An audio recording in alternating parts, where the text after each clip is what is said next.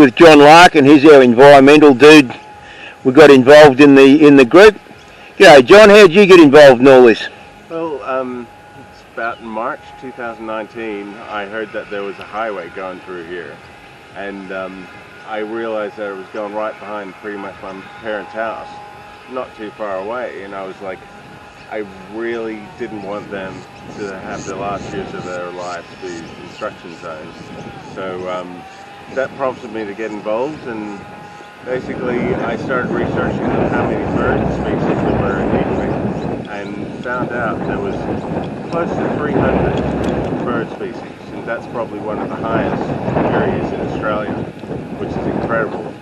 Then I actually found out that Australia was listed in the Wetlands Australia document that the feds have to do every few years for Ramsar Wetlands International, and we were listed by one of the stakeholders as one of the 10 best wetlands in Australia, 10 most significant wetlands in Australia, and this is behind Townsville Common, which if anyone knows in Queensland is a very good wetland.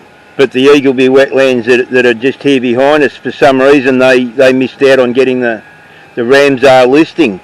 Well, that's a long story, but what happened was in 1992 they were going to do basically a highway that was going to connect the Gold Coast to the Gateway, and this became known as the Koala Highway, and basically it was going to go in through just over there and right through Carbrook. And so what they did was they protected Carbrook. People got involved, and now it's a national wetland, and so they're not supposed to go through national wetland if they ever want to put a highway through there. So the only other option is Eagleby. But what I have found out is that within that plan the option was basically to put a highway through Eagleby, and that highway is pretty much the exact of what we have now. So 30 years later, they're still trying to do it. And basically, Eagleby, I'm seeing that Eagleby back then, it was rated higher than the actual plan that they had. And that's why they chose that over Eagleby. And so, back then they knew how important Eagleby was. And it's a very special place. We get dugongs coming into waters, we get dolphins coming into waters, there are platypus, we have koalas. Well, don't know we have koalas, but we have recordings of koalas in Eagleby. I recently found out that koalas swim, so they could swim over the Albert River. But anyway, there haven't been any official sightings for a while, but we're hopeful. We also get kangaroos, and incredible biodiversity that's here. And the state government, in a 2015 document, basically listed here as the Eagleby Complex Wetlands. And that's not just these wetlands, but the whole area that goes around Eagleby on the Albert Logan River. Yeah, it's like a horseshoe, goes all the way around Eagleby, and around that horseshoe is where they want to put the road, is that correct? That's correct. So basically they're all tidal, coastal floodplain wetlands. And so basically what a floodplain wetland is the Alvin Logan River are huge rivers that flood incredibly often. And so all the waters comes down there really fast, and then Eagleby, because it's so flat, it dissipates all the waters before it rushes into Logan. Basically the Moreton Bay region. So it protects Moreton Bay, and it protects Carbrook, and it protects the other Ramsar listed wetland in there as well. This also works like a big filter before it reaches the Moreton Bay. So basically all the sediment settles in Eagleby from all that biodiversity that comes up through the rivers, and the Albert River goes up to World Heritage Rainforest, and the Logan River goes up to National Forest. This is an incredibly important area. So that's pretty much why we're trying to, well, why I'm being invigorated just to try and protect my parents. Now I'm trying to protect Eagleby. So Eagleby is so important for Australia.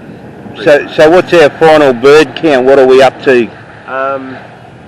We're in the vicinity to 300.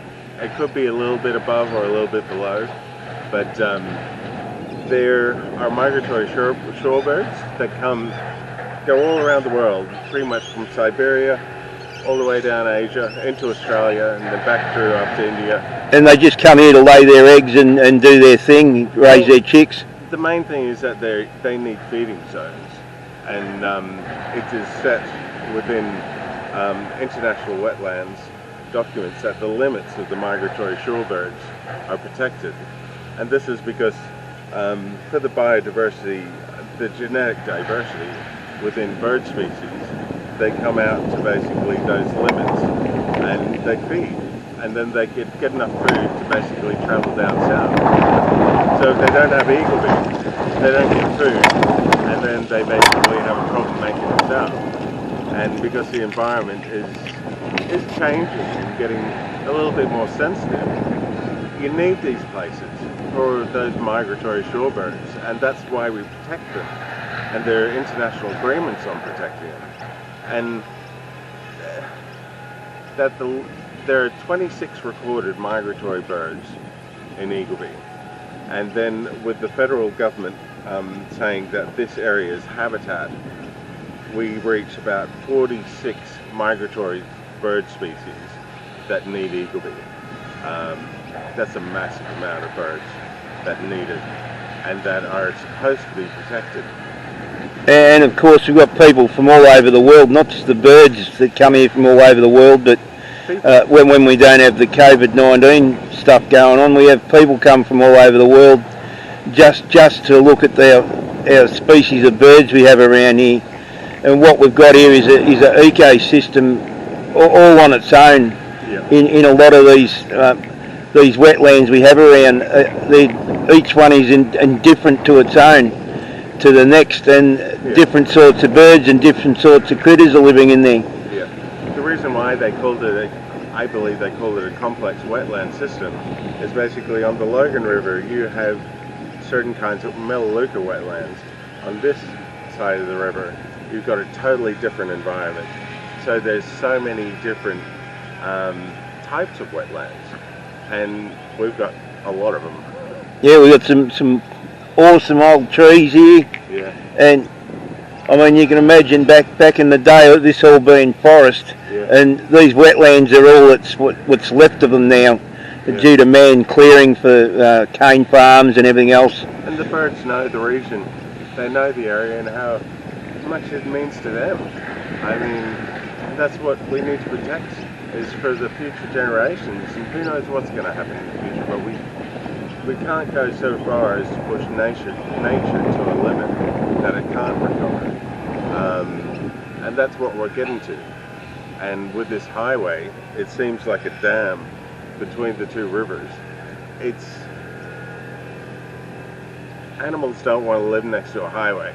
Not many people want to live next to a highway. Well, when we did that walk around down here, we came across the bird life people, and they had little birds the size of butterflies, and they were telling us how sensitive they are to sound. They're not going to want to live near a freeway. They're not going to want to breed near a freeway. But where else can they go? If they wipe out here, there's nowhere else for them to go.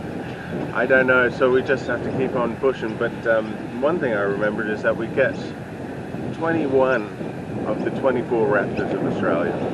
That's all the eagles and kites and falcons and goshawks come in here. That is an incredible amount. That's also how Eagleby got its name, is the eagles, wasn't it? Yeah, it's a beautiful place to live. Yeah. And I've loved being here for pretty much 20 years. And just hopefully I will never see this highway go through Eagleby. Yeah. Thanks for your time, John. And we're fighting a good fight. We've still got the gloves on, but we might have to take them off at some point down the track. But we'll get there. And make Eagleby, I don't know, make sure this place stays as beautiful as it is. It's special, yeah. Okay, thank you very much. Thank you. Bye. Bye.